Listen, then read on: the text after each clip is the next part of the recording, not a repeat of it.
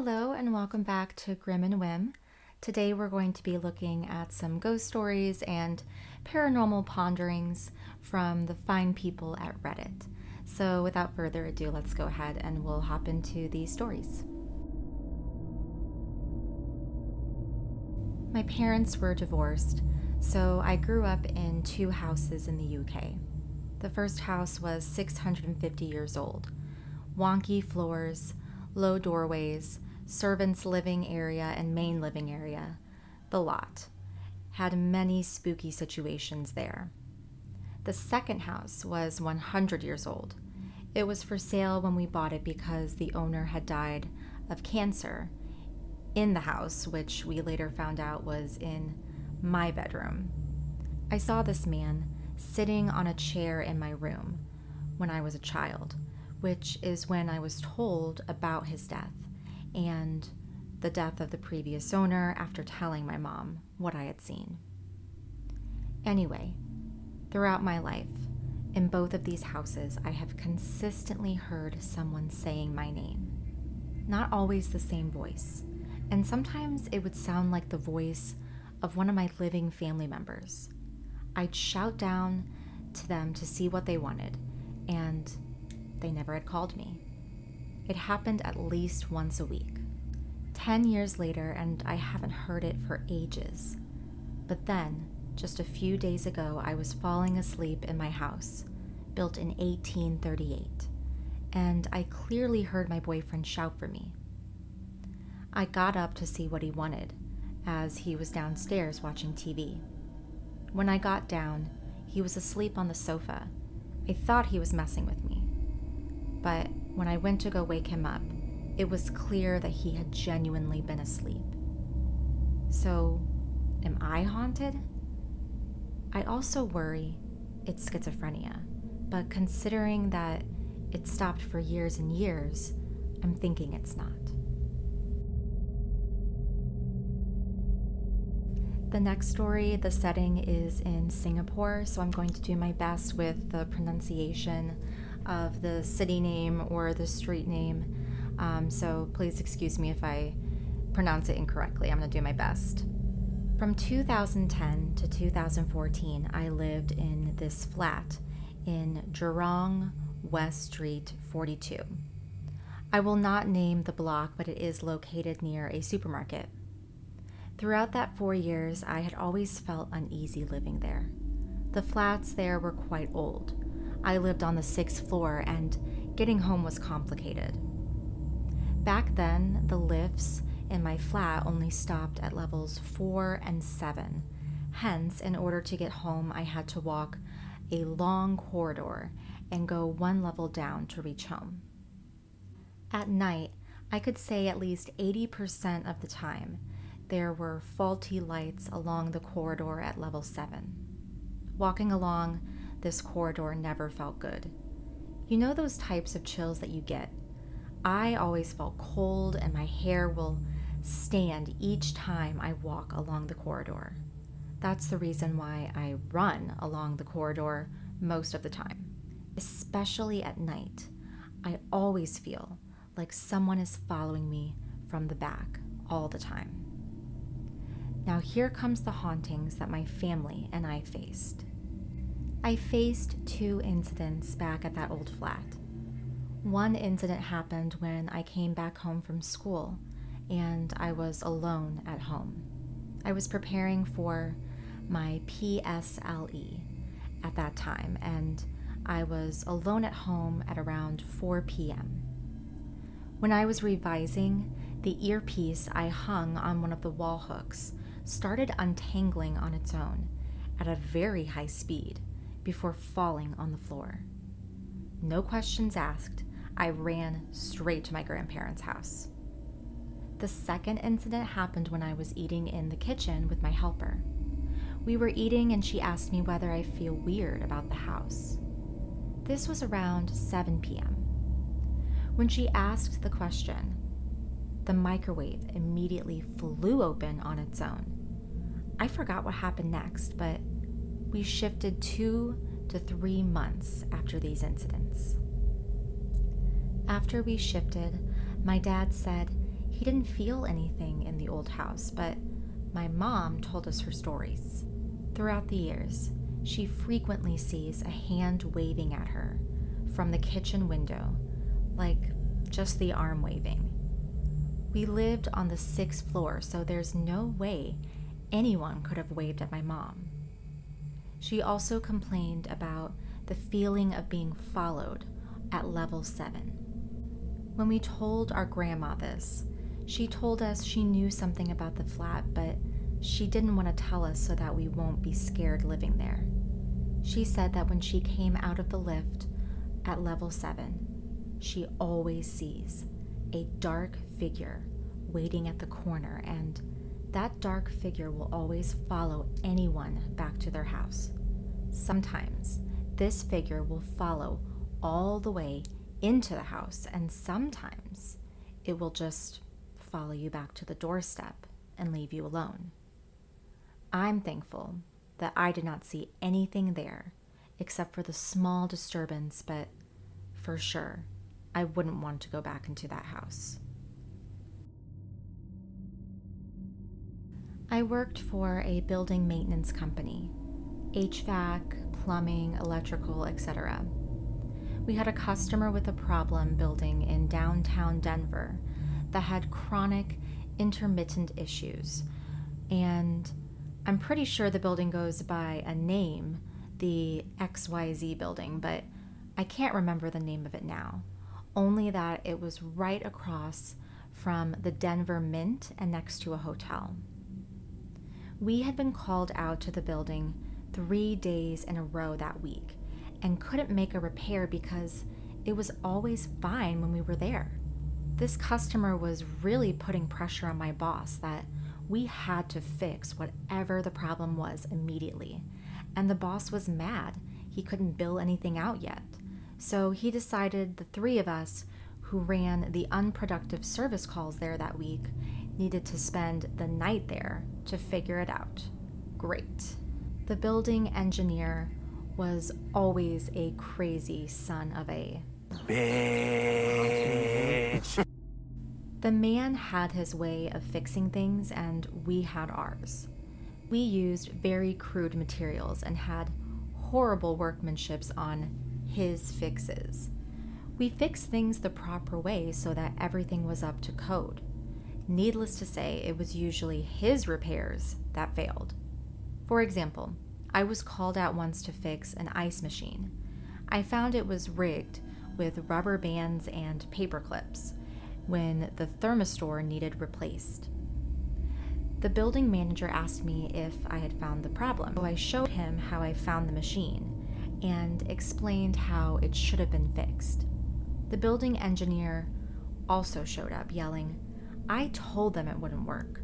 They are always doing these shoddy repairs. They should be fired." When we got to the building for our overnight adventure, a maintenance worker told us about this engineer who had died at his desk in the mechanical room a few days before. We were a little relieved to hear that we wouldn't have to deal with him. We got to the mechanical room, set up our cots to prepare for the night, and double-checked that we brought all of our tools in with us because we were going to be locked in for the night. We were sitting there joking around about what we expected to find wrong in this building, and one of the guys noticed that the building engineer's sweater was still in its usual place over the back of his chair. The guys working with me absolutely hated him and threw the sweater on the ground and stomped on it because the building engineer was always such a jerk. Shortly after that, we were making our rounds and all of the electricity to the building went out. Yet against all logic, we noticed that the elevators were somehow in use. We could tell the elevator was a couple of floors above us by looking at the floor indicator. I am thinking that this was some kind of open floor plan or multi-floor apartment store or office at the time. When the doors opened, we heard the elevator settle a bit, like a significant weight just got in the elevator.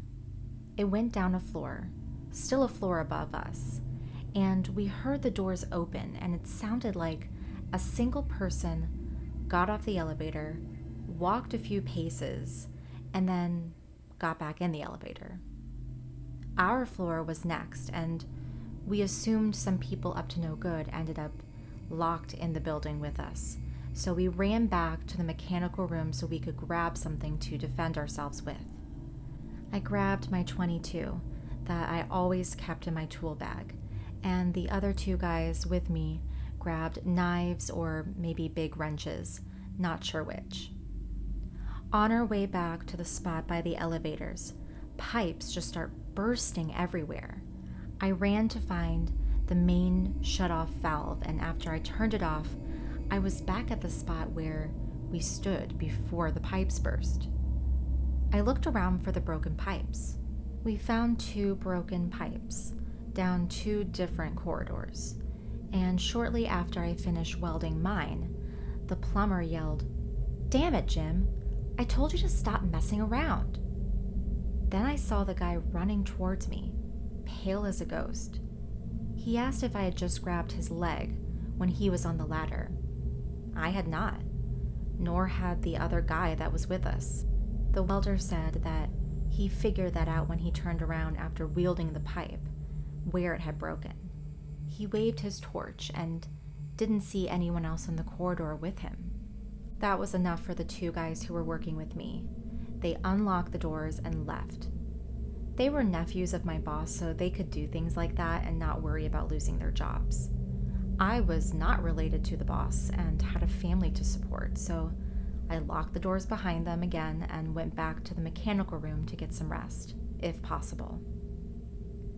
As I laid on my cot with my .22, I heard the elevators going up and down all night, but way faster than normal elevator speed. I could hear what sounded like people running on the floor above me. I planned to just stay in the mechanical room hidden in the basement until the morning when the manager came in, and then I could go home. I noticed that it felt a little chilly in the mechanical room, so I checked out the boiler. Definitely cold. The pilot light was out, and I didn't smell a bunch of gas, so I just struck a match to relight it. The entire boiler exploded, and I ended up with severe burns to my face and arms, and I never went back in that building again. I live in Capitol Hill, Denver by Cheeseman Park. I have had so many paranormal experiences, it is mind-blowing. My sister is a medium, but I didn't even believe in ghosts until I started working at the Denver Botanical Gardens. One of my apartments near Cheeseman was so haunted that I couldn't keep glass in there because it would keep flying off of the shelves. The elderly lady upstairs from me had died a year prior. She was single, and nobody found her until a week later. My neighbor used to help her run her trash out and had offered to take her cats after finding out that she had passed. The paramedics wouldn't let her though, because the cats had already started eating her body and they needed to euthanize them. I don't think that she was the ghost bugging me. I got the vibe it was an angry man, but that is how much spooky energy is circulating around my neighborhood. I lasted a year in that apartment. My parents' house is haunted too. They live on a ranch an hour south of Denver. I got hit by a car while riding my bike and had to stay at my parents' house for a few weeks. When they moved in, they converted the wood shop of the husband of the cattle rancher who lived there into a spare bedroom. I was sleeping in that room. I was on a ton of painkillers and kept having really intense dreams that an old cowboy was storming at me through the wall and beating me up. He was so angry, it was scary. I was freaked out, so I slept on the couch outside of my parents' room after that. I assumed it was the painkillers. I didn't believe in ghosts at the time, but I talked to my sister and she told me, "Oh, I know who that guy is. I see him all the time. He's nice to me because I take care of the horses, and he loves horses. I'm going to put a quick trigger warning in right here, just because the next story does mention suicide. And so if you're not in the headspace to hear that today, please be kind to your mind, and I'll see you in the next episode. We told the lady who lives on the neighboring property, and she said, "Sounds like Clay, Diana's husband. He killed himself on the property. He loved horses and got arthritis so bad that he couldn't ride anymore, and so he shot himself." Clay is still around, staying in that same room recently. I tried to do some yoga, but got so scared and uncomfortable that I had to leave. It felt like I was being chased out of the room. Pictures fall off of the wall and shatter all of the time. So yeah, you're probably dealing with a ghost. Trust your gut. It's always right.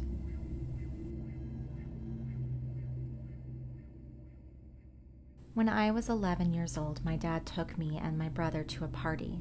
He apparently knew the people, but me and my brother didn't. They had just moved into this house, and that was what the party was for. After about an hour, a man came up to me and a group of kids asking us to go to his house and grab some more firewood because we were running out. Us all being trusting kids, we all said, "Okay," and ran to have fun. I remember feeling uneasy, but I pushed the feeling aside and kept moving onward until I reached the house. Each person grabbed about 2 pieces of wood, but I only grabbed 1 because I felt that I was too small to carry 2 pieces. Everyone got mad at me and said it was only fair, so I went back for another piece. I made them pinky promise not to leave me, but when I came back out, they were all gone. Realizing I was alone, I started to panic because I didn't know my way back. I had never been here before. I tried to scope out the area, thinking someone had to stay behind me, but no one was there. I was about to give up and aimlessly walk around looking for my way home, when suddenly I saw a little girl standing by the front door. She had big curly red hair, big blue eyes, red little freckles, and a white nightgown, and she wore nothing on her feet. She looked like one of the girls in the group, so I called out to her, but she just stood silently, staring off blankly. The more I stared at her, the more her body seemed to fall apart. Her hair seemed missing in certain areas. She was skin and bones thin. She had twigs and leaves in her hair, and her skin was pale and soaked. I feared she was getting too cold, and so I shouted to her, and over again, but she just ignored me. Finally, I took a step towards her, and she smiled. Her eyes went jet black and empty. She turned around and ran inside, laughing. I followed her and searched the whole house for about half an hour, and when I came back out, everyone had come back for me, asking where I was. I was panicked, and I told them about this injured girl that needed help, but they just looked at me confused. They assured me that there was no girl there before, and they were laughing at me like I was bonkers, but I kept telling them about it, and they were just as confused as I was. We went back to the party and acted like nothing happened, but I had this bad feeling. So I went to the mom of the party and I told her the whole story, and she asked about the man that sent us for more wood because they never had needed more in the first place. I gave her a description, and she said that that man had never been to the party. She didn't know who I was talking about. She gathered all of us, and we all told the same story about the same man. And she said she didn't know who he was. But she was drunk and didn't seem too worried, so she just told us to be safe. I don't know what's creepier, the man who gathered these children and had them be like gophers and like go get wood when he wasn't even at the party. Or this creepy ghost girl who kind of sounds like a black-eyed child, although the poster did say that her eyes were blue, and she just looked like, a normal little redheaded girl. And so, I don't know, maybe a demon, who knows? Someone in the comment section of the original post made an interesting point, and I thought I would read it. So they said, I am a true believer that everything happens for a reason. Right off the bat, it seemed to me when I first read about the man who came to get you guys was one of the adults put him up to it, or that maybe he might have been a weirdo. However, if both him and the little girl were paranormal, maybe he was possibly her killer. And other people are also saying that maybe that's how the little girl died, is maybe this guy like lured her into the woods and was like, I need help, cutting wood or gathering wood, for my fire.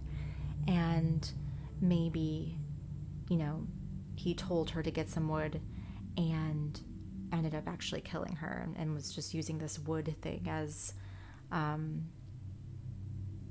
don't know, an excuse to get the little girl alone. But we don't know, and the original poster doesn't know either, so it's just this weird paranormal experience for us to ponder. Thank you so much for joining me. It's goodbye for now, but I hope to haunt you again soon.